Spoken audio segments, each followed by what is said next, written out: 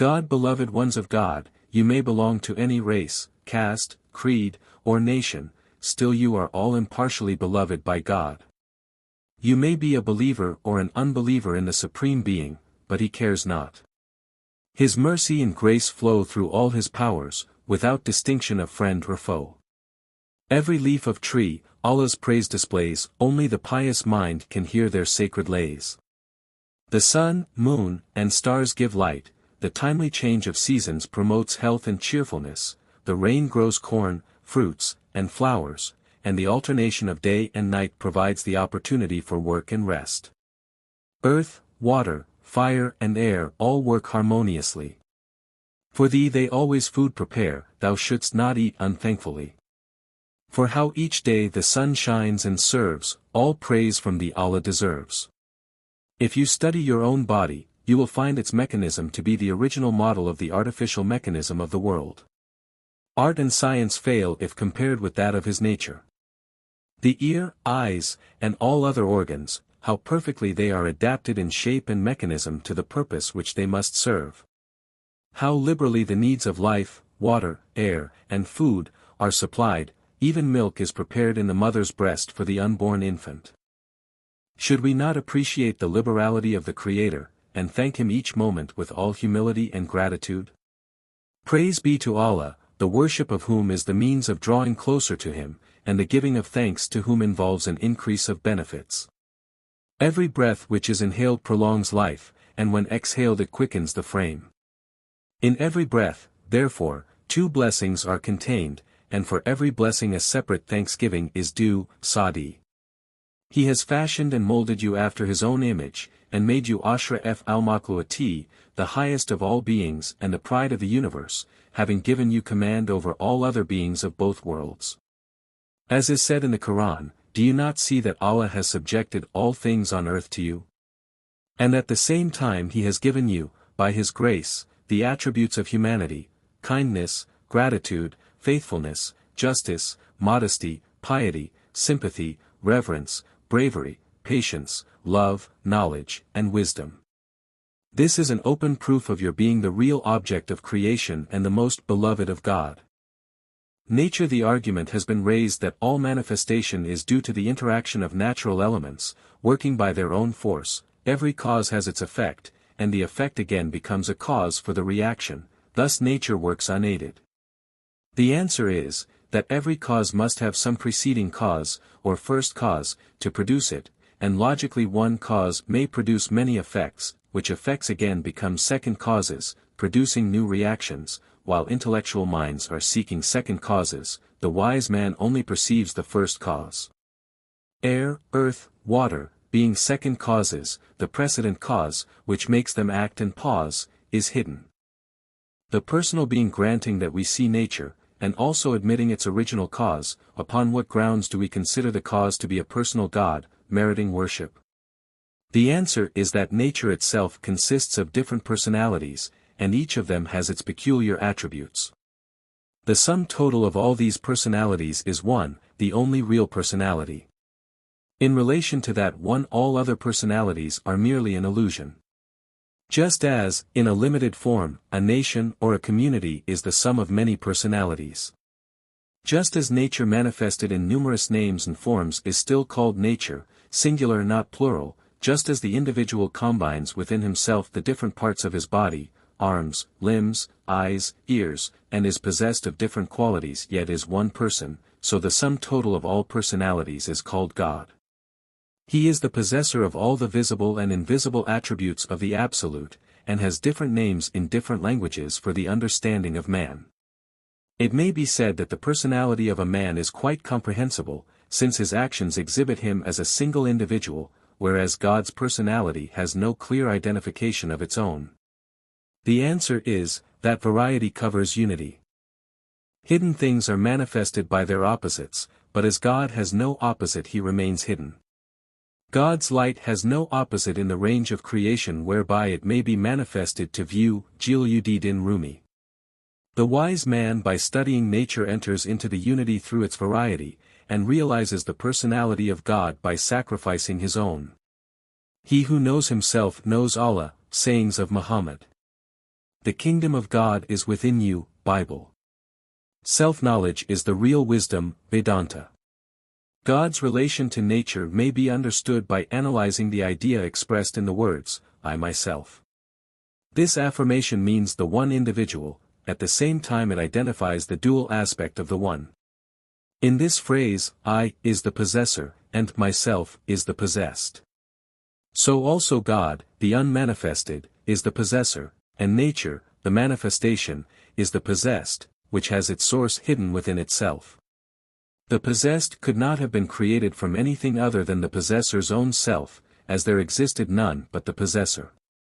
Although the possessor and the possessed are considered to be two separate identities, in reality they are one. The possessor realizes the possessed through the medium of his own consciousness, which forms three aspects, the trinity, of the one being. The German philosopher Hegel says, if you say God is one, it is true, if you say he is two, that is also true, and if you say he is three, that is true too, because it is the nature of the world. God is regarded from 3 points of view, personality, morality, and reality. According to the first view, God is the Most High, man is dependent upon him and is his most obedient servant. According to the second view, God is the all-merciful and all-good master of the day of judgment, while all evil is from Satan. The third is the philosophic view that God is the beginning and end of all, having himself no beginning nor end. As a Sufi mystic has said, the universe is the manifestation of Allah, where from his own unity he created, by involution, variety, the state of various names and forms, thereby distinguished as Allah, worthy of all praise and worship. Dual aspect. According to Sufi tenets, the two aspects of the Supreme Being are termed Zat-in Sifat, the knower and the known.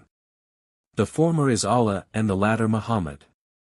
Zat being only one in its existence, cannot be called by more than one name, which is Allah, and Sifat, being manifold in 4 different involutions, has numerous names, the sum of them all being termed Muhammad. The ascending and descending forms of Zat and Sifat form the circle of the Absolute. These two forces are called Nuzul and Uraj, which means involution and evolution. Nuzul begins from Zat and ends in Sifat, Uraj starts from Sifat and ends in Zat, Zat being the negative and Sifat the positive force. Zat projects Sifat from its own self and absorbs it within itself. It is a rule of philosophy that the negative cannot lose its negativeness by projecting the positive from itself, though the positive covers the negative within itself, as the flame covers the fire. The positive has no independent existence, yet it is real because projected from the real, and it may not be regarded as an illusion. Human ignorance persists in considering Zat to be separate from Sifat and Sifat independent of Zat. Worship. We may ask, why we should worship God, and whether the theoretical knowledge of his law in nature is not sufficient for the highest realization. The answer is, no. Theoretical knowledge of a subject can never take the place of experience, which is necessary for realization. Written music cannot entertain us unless it is played, nor the description of perfume delight our senses unless we smell it, no recipes of the most delicious dishes satisfy our hunger. Nor can the theory of God give complete joy and peace. We must actually realize God or attain that state of realization which gives eternal happiness through the admiration and worship of nature's beauty and its source. The beloved is all in all, the lover only veils him, the beloved is all that lives, the lover a dead thing, Jalaluddin Rumi. Truth. Different methods called religions and philosophies have been adopted by different nations at various periods. Though the form and teachings of the several religions appear so unlike, their source is one and the same. But from the very beginning the differences have created prejudice, envy, and antagonism between man. Such dissensions occupy a large portion of the histories of the world and have become the most important subject in life. So many castes and so many creeds, so many faiths, and so many beliefs, all have arisen from ignorance of man. Wise is he who only truth conceives. A wise man realizes that the fundamental basis of all religions and beliefs is one, haq, or truth. The truth has always been covered by 2 garments, a turban on the head, and a robe upon the body. The turban is made of mystery known as mysticism, and the robe is made of morality, which is called religion. Truth has been covered thus by most of the prophets and saints, in order to hide it from ignorant eyes, as yet too undeveloped to bear it in its naked form. Those who see the truth uncovered, abandon reason and logic, good and bad, high and low, new and old, differences and distinctions of names and forms fade away, and the whole universe is realized as nothing other than hack. Truth in its realization is one, in its representation it is many, since its revelations are made under varying conditions of time and space. As water in a fountain flows in one stream but falls in many drops, divided by time and space, so are the revelations of the one stream of truth. Not everyone can comprehend the idea of different truths being derived from the one truth. Common sense has been so narrowly trained in this world of variety, that it naturally fails to realize the breadth and subtlety of a spiritual fact so far beyond the reach of its limited reasoning. The Sufis. The word Sufi is derived from Safa, meaning pure, purified of ignorance, superstition, dogmatism, egotism, and fanaticism, as well as free from limitations of caste, creed, race, and nation. The Sufis believe in God as the Absolute, the only being, and that all creation is the manifestation of his nature. There have been Sufis at all periods of human history. Though they have lived in different parts of the world, speaking different languages and born into different faiths and beliefs, they have recognized and sympathized with each other, through the oneness of their understanding. Yet with their deep knowledge of the world and of spiritual mysteries, they have concealed their beliefs from the multitude, and have pursued in secret their way of attainment to the highest bliss. Self-knowledge. Nature has been involved through spirit into matter, and evolves through different stages. Man is the result of the involution of spirit and the evolution of matter. The final effect of this cause is self-realization, which means that the knower arrives at that stage of perfection where he can know himself. Thou art a mortal being, and thou art the Eternal One. Know thyself, through light of wisdom, except thee there exists none. The human being is inherently capable of self-knowledge, but to know oneself means not only to know that one is John, Jacob, or Henry, or short, tall, or of normal height, or to know that one is good, bad, and so forth, but also to know the mystery of one's existence, theoretically as well as practically, to know what one is within oneself, from whence and for what purpose one was born on earth, whether one will live here forever, or if one's stay is short, of what one is composed, and which attributes one possesses, whether one belongs to angels, contemplating the beauties of God's nature, or if one belongs to the animals, who know nothing other than to eat, drink, and be merry, or whether one belongs to the devils. It requires perfection in humanity to attain self-knowledge. To know that I am God, or we are gods, or to know that everything is a part of God, is not sufficient. Perfect realization can only be gained by passing through all the stages between man, the manifestation, and God, the only being, knowing and realizing ourselves from the lowest to the highest point of existence, and so accomplishing the heavenly journey. Love. The greatest principle of Sufism is, Ishq Allah, Ma'bud Allah, God is love, lover, and beloved. When Ahad, the only being, became conscious of his wadat, only existence, through his own consciousness, then his predisposition of love made him project himself to establish his dual aspect, that he might be able to love someone. This made God the lover, and manifestation the beloved. The next inversion makes manifestation the lover, and God the beloved. This force of love has been working through several evolutions and involutions, which end in man, who is the ultimate aim of God.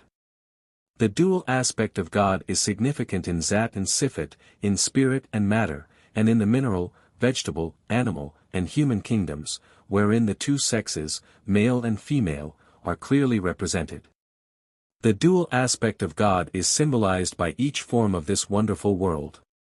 This whole universe, internally and externally, is governed by the source of love, which is sometimes the cause and sometimes the effect. The producer and the product are one, and that one is nothing but love. A church, a temple or a Kaaba stone, Quran or Bible or a martyr's bone, all these and more my heart can tolerate, since my religion now is love alone, Abul Allah. Sufis take the course of love and devotion to accomplish their highest aim, because it is love which has brought man from the world of unity to the world of variety, and the same force can take him back again to the world of unity from that of variety. Love is the reduction of the universe to the single being, and the expansion of a single being, even to God, Balzac. Love is that state of mind in which the consciousness of the lover is merged in that of the object of his love. It produces in the lover all the attributes of humanity, such as resignation, renunciation, humility, kindness, contentment, patience, virtue, calmness, gentleness, charity, faithfulness, bravery, by which the devotee becomes harmonized with the Absolute. As one of God's beloved, a path is opened for his heavenly journey. At the end he arrives at oneness with God, and his whole individuality is dissolved in the ocean of eternal bliss where even the conception of God and man disappears. Although love is a sweet madness, yet all infirmities it heals. Saints and sages have passed through it, love both to God and man appeals. Perfection, the ideal perfection, called baka by Sufis, is termed najat in Islam, nirvana in Buddhism, salvation in Christianity, and mukti in Hinduism. This is the highest condition attainable, and all ancient prophets and sages experienced it, and taught it to the world. Baka is the original state of God. At this state every being must arrive some day, consciously or unconsciously, before or after death. The beginning and end of all beings is the same, difference only existing during the journey. There are three ways in man's journey towards God. The first is the way of ignorance, through which each must travel. It is like a person walking for miles in the sun while carrying a heavy load on his shoulder, who, when fatigued, throws away the load and falls asleep under the shade of a tree. Such is the condition of the average person, who spends his life blindly under the influence of his senses and gathers the load of his evil actions, the agonies of his earthly longings creating a hell through which he must pass to reach the destination of his journey. With regard to him the Quran says, "He who is blind in life, shall also be blind in the hereafter." The next way is that of devotion, which is for true lovers. Rumi says, "Man may be the lover of man or the lover of God, after his perfection in either he is taken before the King of Love." Devotion is the heavenly wine, which intoxicates the devotee until his heart becomes purified from all infirmities and there remains the happy vision of the beloved, which lasts to the end of the journey. Death is a bridge, which unites friend to friend, sayings of Muhammad. The third is the way of wisdom, accomplished only by the few. The disciple disregards life's momentary comforts, unties himself from all earthly bondages and turns his eyes toward God, inspired with divine wisdom. He gains command over his body, his thoughts and feelings, and is thereby enabled to create his own heaven within himself, that he may rejoice until merged into the eternal goal. "We have stripped the veil from thine eyes, and thy sight today is keen," says the Quran. All must journey along one of these three paths, but in the end they arrive at one and the same goal. As it is said in the Quran, "It is he who multiplied you on the earth, and to him you shall be gathered." Prophets, it is hard for intellect alone to believe in the possibility of prophetic inspiration. Intellect is the consciousness reflected in the knowledge of names and forms, wisdom is consciousness in its pure essence, which is not necessarily dependent upon the knowledge of names and forms. The gift of wisdom gives vision in to the real nature of things as the X-ray penetrates material bodies. Wisdom has been specially bestowed upon certain persons, and in these rare cases the receivers of it are more than merely wise, and may be regarded as the very manifestation of wisdom. They are the prophets, who have foresight, inspiration, intuition, clairvoyance, and clairaudience as their inborn attributes. A Sufi considers all prophets and sages, not as many individuals, but as the one embodiment of God's pure consciousness, or the manifestation of divine wisdom, appearing on earth for the awakening of man from his sleep of ignorance, in different names and forms. Just as one's own subconsciousness would awaken one at a certain time, if previously warned, in the same way the consciousness of God is the agency for awakening his manifestation, projecting itself through different names and forms to accomplish his desire of being known. All these causes of wisdom are the manifestation of the one cause, Hak. The prophetic mission was intended to train the world gradually in divine wisdom according to its mental evolution, and to impart it to man, according to his understanding, in forms suitable to various lands at different periods. This is why numerous different religions are still in existence, although the moral principles of all are the same. Each prophet had a mission to prepare the world for the teaching of the next, each one prophesied the coming of the next, and the work was thus continued by all the prophets until Muhammad, the Khatim al-Mursalin, the last messenger of divine wisdom and the seal of the prophets, came on his mission, and in his turn gave the final statement of divine wisdom: none exists but Allah. This message fulfilled the aim of prophetic mission.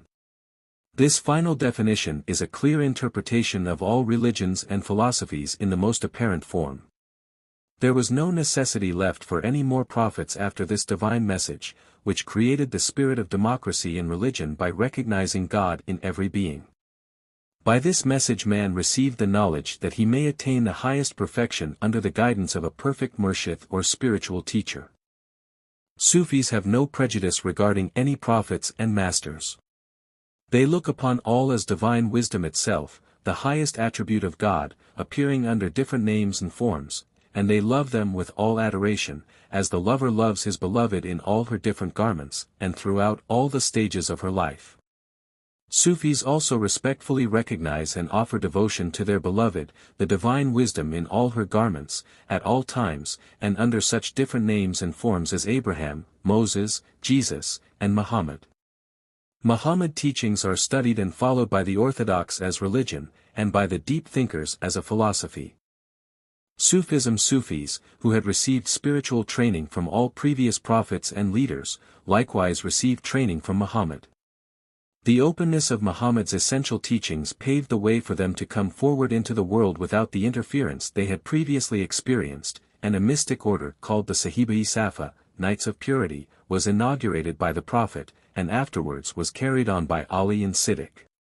The lives of these knights were extraordinary in their wisdom, piety, bravery, spirituality, and great charity of heart.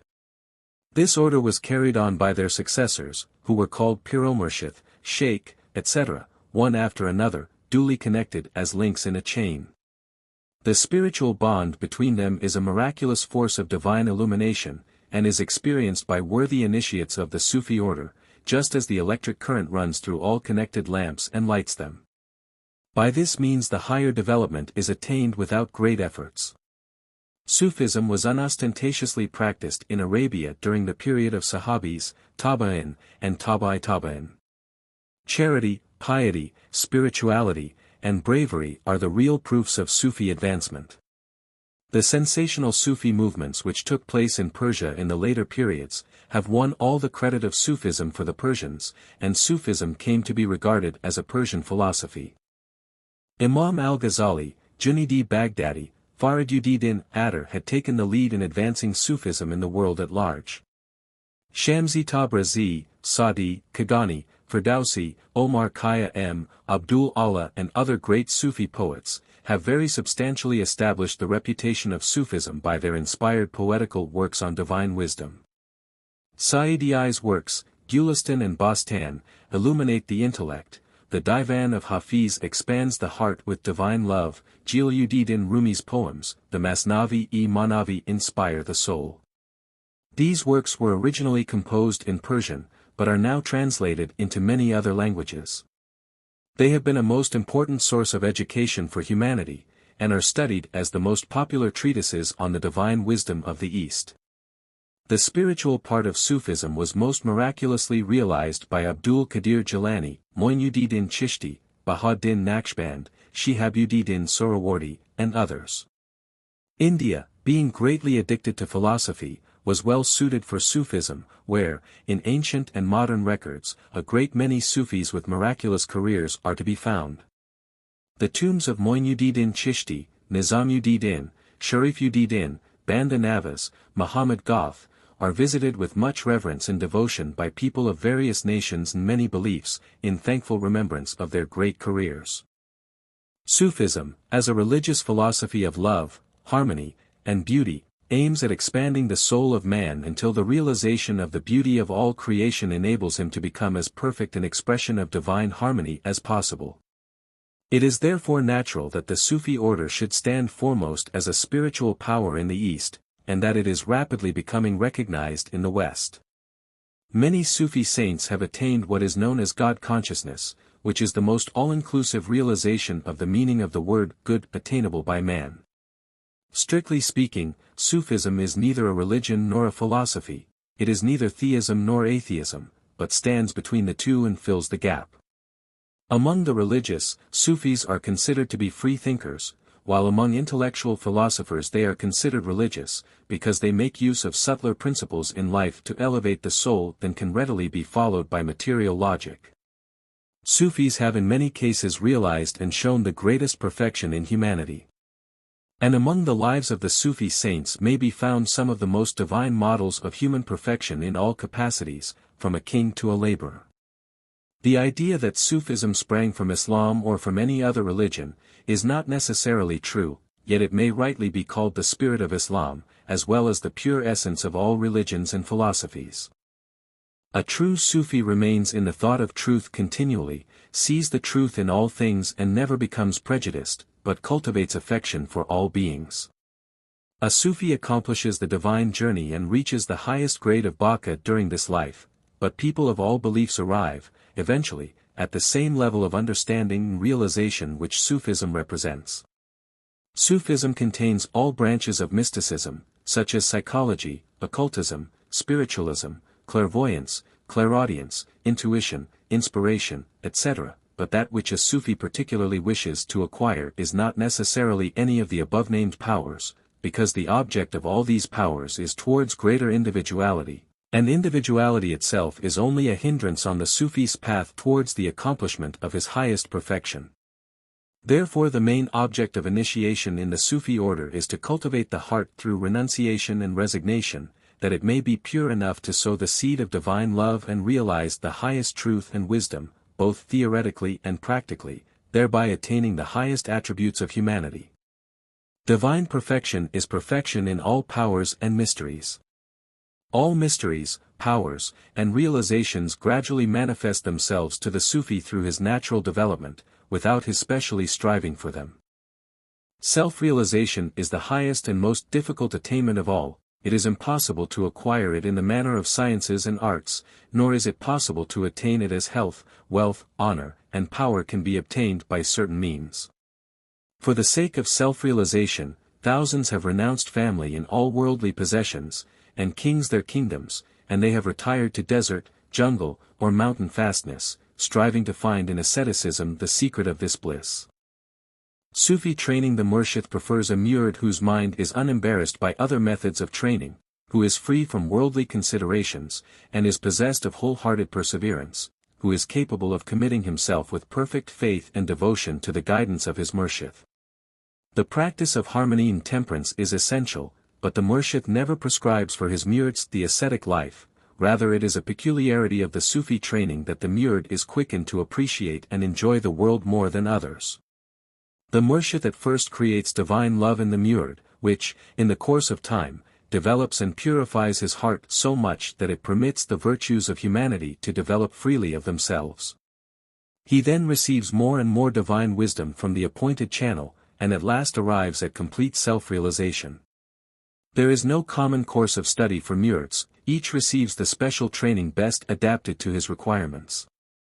In other words, the murshid, as a spiritual physician, prescribes a suitable remedy for curing every murid. There is no limit of time for the advancement to a certain degree.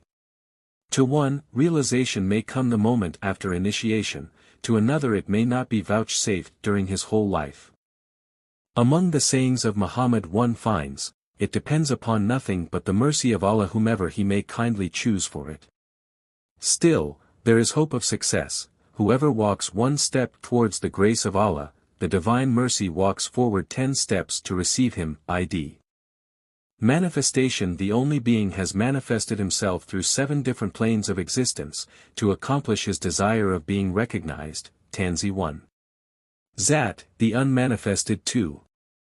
Ahadiyat, plane of eternal consciousness Wadat, plane of consciousness Wadaniyat, plane of abstract ideas Tashbih 5.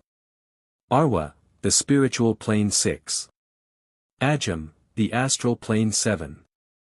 Insan, the physical plane. There are, again, 7 aspects of manifestation, 1, Sitara, planetary 2. Mathab, lunar 3. Aftab, solar 4. Madaniyat, mineral kingdom 5. Nabatat, vegetable kingdom 6. Haywanat, animal kingdom 7. Insan, human kingdom. Insan, being the ideal manifestation, recognizes God by the knowledge of his own self. Man reaches this perfection by development through 5 grades of evolution, 1, Nasat, material plane 2. Malakut, mental plane 3. Jabrat, astral plane 4. Lahut, spiritual plane 5. Hahat, plane of consciousness. Each grade of development prepares a person for a higher one, and perfects him in 5 different grades of humanity, 1, Adam, the ordinary man 2. Insan, the wise man 3. Wali, the holy man 4. Qutb, the saint 5. Nabi, the prophet. The 5 natures corresponding to these 5 grades are, 1. Amra, who acts under the influence of his senses, 2. Lawama, one who repents of his follies, 3. Mutmaina, one who considers before taking action, 4. Alima, one who thinks, speaks and acts aright, 5. Salima, one who sacrifices himself for the benefit of others. The following is a diagram illustrating the planes of Nuzul and Uraj, evolution and involution. All planes of existence consist of vibrations, from the finest to the grossest kind. The vibrations of each plane have come from a higher one, and have become grosser. Whoever knows the mystery of vibrations, he indeed knows all things. Vibrations are of 5 different aspects, appearing as the 5 elements, 1, Nur, ether 2. Bad, air 3. Atesh, fire 4. Ab, water 5. Kak, earth. In relation to these elements, mankind has 5 senses, senses organs Basarat, sense of sight the eyes Samat, sense of hearing the ears Naghat, sense of smell the nose Lazat, sense of taste the tongue Mus, sense of touch the skin. Through these senses and different organs of the mental and physical existence the Ruh, the soul, experiences life. And when the Ruh receives the highest experience of all phases of existence by the favor of the Murshid, then it will have that peace and bliss, the attainment of which is the only object of manifestation. Interest and indifference. Interest results from ignorance and indifference results from wisdom. Still it is not wise to avoid interest as long as we are in the world of illusion. It is the interest of God which has been the cause of all creation and which keeps the whole universe in harmony. Nevertheless, one should not be completely immersed in phenomena, but should realize oneself as being independent of interests. The dual aspect of the only being, in the form of love and beauty, has glorified the universe and produced harmony. He who arrives at the state of indifference without experiencing interest in life is incomplete, and apt to be tempted by interest at any moment, but he who arrives at the state of indifference by going through interest really attains the blessed state. Perfection is reached not through interest alone, nor through indifference alone, but through the right experience and understanding of both. Spirit and matter. From the scientific standpoint, spirit and matter are quite different from each other, but according to the philosophical point of view they are one. Spirit and matter are different, just as water is different from snow, yet again they are not different, for snow is nothing other than water.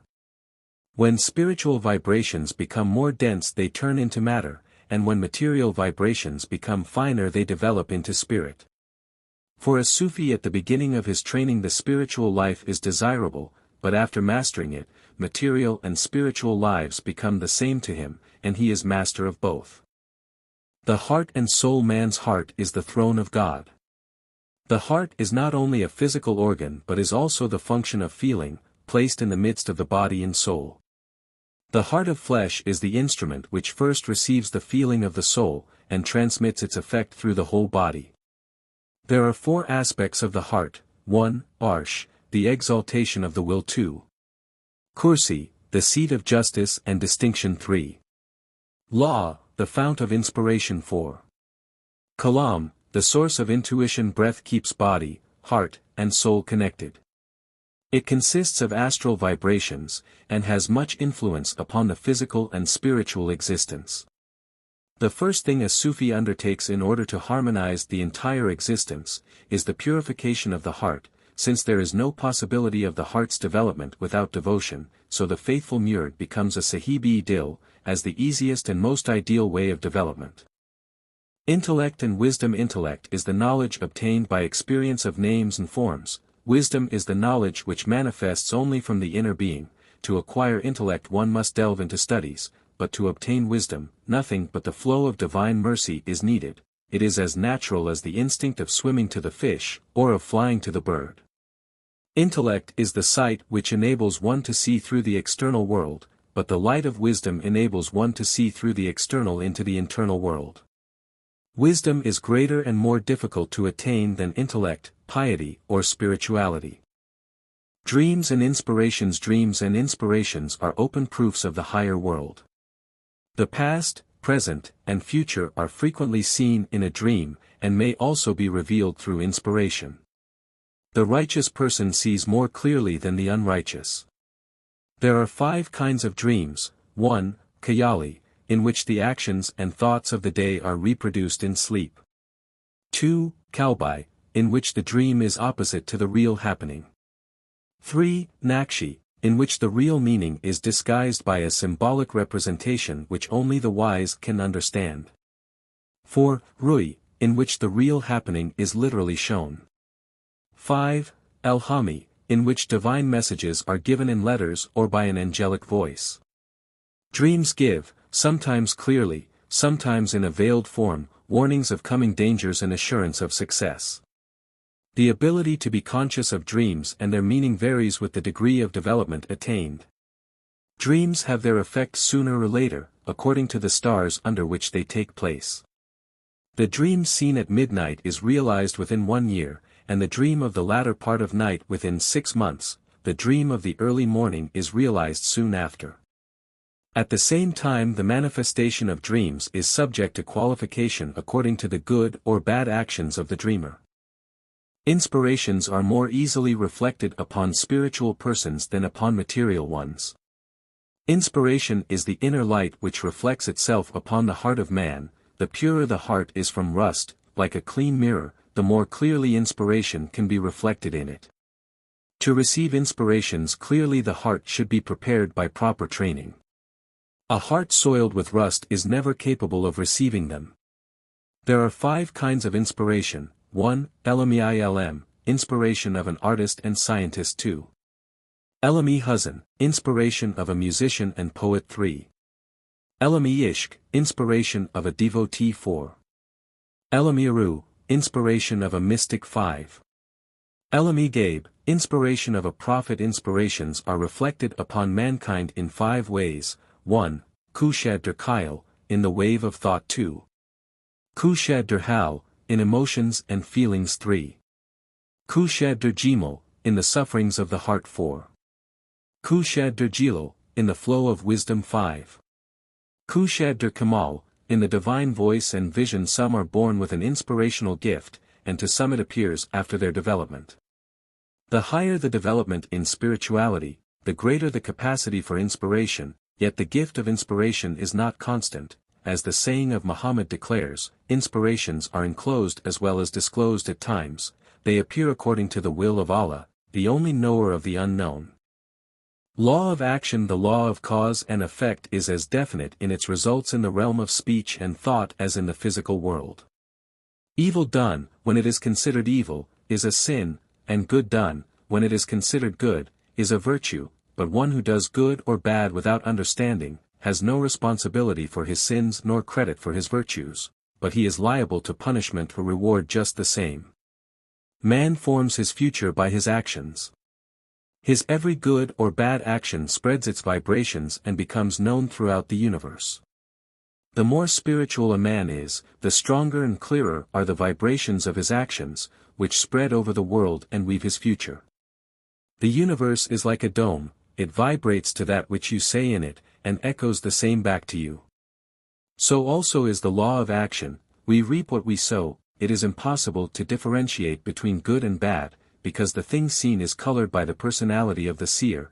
To the bad view, all good is bad, and to the good view, even the bad seems good in a certain sense, so the wise keep silence in distinguishing good from bad. The most essential rule is not to do to others that which you would not have done to you. That action is desirable which results from kindness, and that action is undesirable which is unkind. Doubtless also, might is often right, but in the end, right is the only might. There are different principles for life in different religions, but a Sufi's will is the principle for himself. He is the servant, who surrenders himself to principles, and he is the master, who prescribes principles for himself. One who has never been commanded in life, never knows how to command. In the same way, to be the master, one must first be the servant. The murshid as a physician of the soul prescribes necessary principles to the murid, who after accomplishing the training, arrives at that blessed state where he overcomes virtues and sins, and stands beyond good and bad. To him happiness no longer differs from sorrow, for his thought, speech, and action become the thought, speech, and action of God. Music among Sufis. Music is called Ghizai-Ruh, the food of the soul, by Sufis. Music being the most divine art elevates the soul to the higher spirit. Music itself being unseen soon reaches the unseen. Just as only the diamond can break the diamond, so musical vibrations are used to make the physical and mental vibrations inactive, in order that the Sufi may be elevated to the spiritual spheres. Music consists of vibrations which have evolved from the top to the bottom, and if they would only be systematically used, they could be evolved from the bottom to the top. Real music is known only to the most gifted ones. Music has 5 aspects. 1. Tarab, music which induces motion of the body, artistic. 2. Raga, music which appeals to the intellect, scientific. 3. Kul, music which creates feelings, emotional. 4. Nida, music heard in vision, inspirational. 5. Sat, music in the abstract, celestial. Music has always been the favorite Sufi means of spiritual development. Rumi, the author of the Masnavi, introduced music into his Maulvi order, and enjoyed the memory of his blessed Murshid's association while listening to it. Since that time music has become the second subject of Sufi practices. They declare that it creates harmony in both worlds and brings eternal peace. The great mystic of India, Khwaja Moinuddin Chishti, introduced music into his Chishtiya order. Even today musical entertainments for the elevation of the soul, called Suma, are held among Sufis. Ecstasy is called Wajid by Sufis. It is especially cultivated among the Chishtis. This bliss is the sign of spiritual development and also the opening for all inspirations and powers. This is the state of eternal peace, which purifies from all sins. Only the most advanced Sufis can experience Wajid. Although it is the most blissful and fascinating state, those who give themselves entirely to it become unbalanced, for too much of anything is undesirable, as the day's labor is a necessary precursor of the night's rest, so it is better to enjoy this spiritual bliss only after the due performance of worldly duties. Sufis generally enjoy Wajid while listening to music called Qawwali, special music producing emotions of love, fear, desire, repentance, etc. There are 5 aspects of Wajid: Wajid of dervishes, which produces a rhythmic motion of the body; Wajid of idealists, expressed by a thrilling sensation of the body, tears and sighs; Wajid of devotees, which creates an exalted state in the physical and mental body; Wajid of saints, which creates perfect calm and peace; and Wajid of prophets, the realization of the highest consciousness called Sadrat al-Mantiha. One who by the favor of the Murshid arrives at the state of Wajid is undoubtedly the most blessed soul and deserves all adoration. Concentration. The entire universe in all its activity has been created through the concentration of God. Every being in the world is occupied consciously or unconsciously in some act of concentration. Good and evil are alike the result of concentration. The stronger the concentration, the greater the result. Lack of concentration is the cause of failure in all things. For this world and the other, for material as well as spiritual progress, concentration is most essential. The power of will is much greater than the power of action, but action is the final necessity for the fulfillment of the will. Perfection is reached by the regular practice of concentration, passing through 3 grades of development: fana, fi sheik, annihilation in the astral plane; fana fi rasul, annihilation in the spiritual plane; and fana fi Allah, annihilation in the abstract. After passing through these 3 grades, the highest state is attained of bachi by Allah, annihilation in the eternal consciousness, which is the destination of all who travel by this path. Breath is the first thing to be well studied. This is the very life, and also the chain which connects material existence with the spiritual. Its right control is a ladder leading from the lowest to the highest stage of development. Its science is to be mastered by the favor of the Murshid, the guiding light of God. Male and female aspects of God. The only being is manifested throughout all planes of existence in 2 aspects, male and female, representing nature's positive and negative forces. In the plane of consciousness there are 2 aspects, wadat, consciousness, and ahadiyat, eternal consciousness, and thus also spirit and matter, night and day, signify the dual aspect on lower planes. In the mineral and vegetable kingdoms sex is in a state of evolution, but the highest manifestation of male and female is man and woman. Man being the first aspect of manifestation, is the more spiritual and nearer to God, woman being the next manifestation, is finer and more capable of divine knowledge. Man's natural tendency is towards God, while woman's tendency is towards the world. These contrary tendencies result in balance. Therefore man needs woman to direct his life, and woman needs man for her guidance and protection, both being incomplete in themselves. The problem of the emancipation of woman may be studied by a comparison of her position in the East and in the West. The Oriental woman, whose freedom is restricted, is the better wife from the individual point of view, but the enforced inactivity of half the population is not beneficial to the nation. The Occidental woman who is given entire freedom is less anxious for and less capable of home life, but being out in the world her influence promotes the advancement of the nation. At first sight it would appear that woman is more respected by man in the West, but in reality the East gives her the greater reverence. Man has more freedom than woman throughout the entire world because he has more strength and power, and the fineness of woman needs protection, just as the eye, being the finest organ of the body, has been protected by nature with eyelids. Both excel in their own characteristics. A virgin is idolized by man because she is the model of high manifestation. Woman's virtue is a greater ideal than her physical and intellectual beauty. Nature has placed her under the protection of man, but what is most desirable is that man gives her freedom and that she appreciates it by making the best use of it. There are 3 kinds of virgins. 1. Commonly considered a virgin, who has never had association with a man; another is the virgin in heart, whose love is centered in one beloved only; and the third is the virgin in soul, who considers man as God. She alone can give birth to a divine child.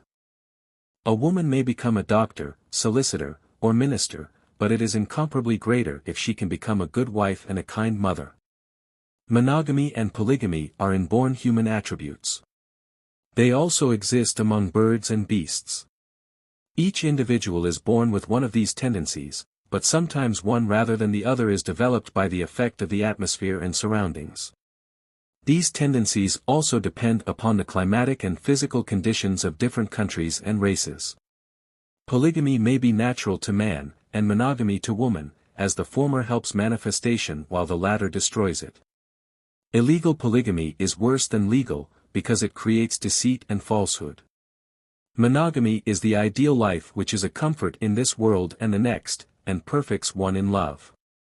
Absolute renunciation is as undesirable as is the blind attachment to the world. The ideal life is detached interest in the world, which is best accomplished by man and woman together. Woman is a mystery within herself, owing to her subtle nature.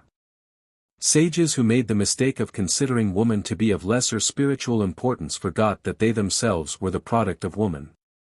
The majority of prophets and masters have been men because man is the higher manifestation, as is signified by the myth of Adam and Eve, in which Eve was born from the rib of Adam, meaning that woman is the later manifestation, the fruit means that woman directed man's thoughts towards procreation. The interpretation of Adam and Eve's exile from heaven is the fail of mankind from the state of innocence to the state of youth. The separation and unhappiness of Adam and Eve show the object of God to manifest in the dual aspect, that he may accomplish his real desire of love. According to the Vedanta, half of the divine body, Ardhanji, is womanhood, proving that unity of both is the complete life. Sufis consider a life of complete unity the most balanced, if it is true and harmonious. Love and wisdom create harmony between man and woman, but these being absent, harmony ceases to exist. A child inherits more attributes from its mother than from its father, therefore the mother is more responsible for its merits and defects, and if she has knowledge she can train the soul of her child even before its birth by the power of her concentration, molding the child's future according to her own will. Harmony between truer persons is more lasting than the affections of average mankind.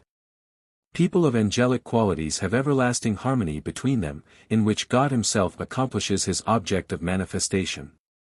Mankind is born with a worshipful attitude, and as all attitudes demand satisfaction by expression, so the attitude of worship finds its object of adoration. The ancient Greeks and Shiva Bhaktas of India worshipped both aspects of manifestation in the names of gods and goddesses. Sufism, being the essence of all religions and philosophies, looks upon both the opposite aspects of nature as one in reality, and calls it Safat Allah. Sufis reach realization of God by adoring his nature, calling on him saying, Kulai Shayin ha Li Kul, which means, everything will perish except his own face. They look upon all names and forms as the means of realizing the one, the only being.